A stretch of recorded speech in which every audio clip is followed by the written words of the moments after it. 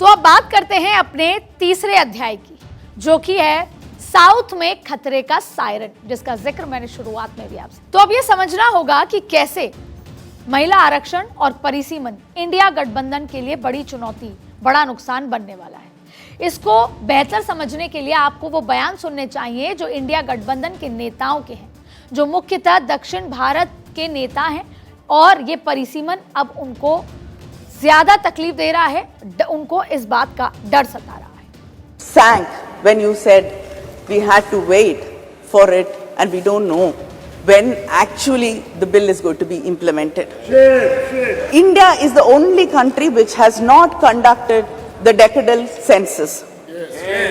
And if delimitation is going to be based on population census, it will deprive and reduce the representation of the South Indian states. It will become like a sword hanging on our heads.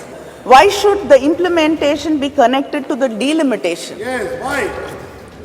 And it is, he says, it is a strange drama staged by the BJP, keeping in mind the 2029 elections, 2024 elections. सबसे ज्यादा उसमें census के बारे में बात किया है, delimitation के बारे में बात किया है, और अभी 2014 में हम लोग का इलेक्शन आ रहा है।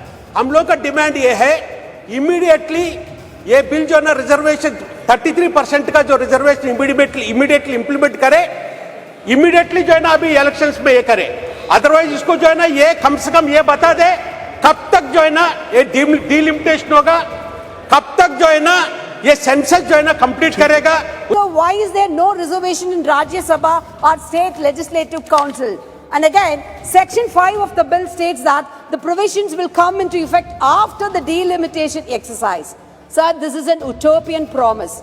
Delimitation is scheduled for 2026 and the census, which was for 2021, never took place. Because it is now so clear that this is the electoral agenda for the ruling government.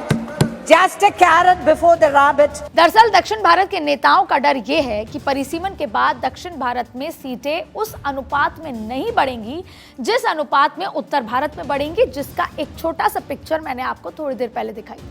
मतलब कि राजनीतिक तौर पर उत्तर भारत का अपर हैंड रहेगा और उत्तर Bharat powerful रहेगा।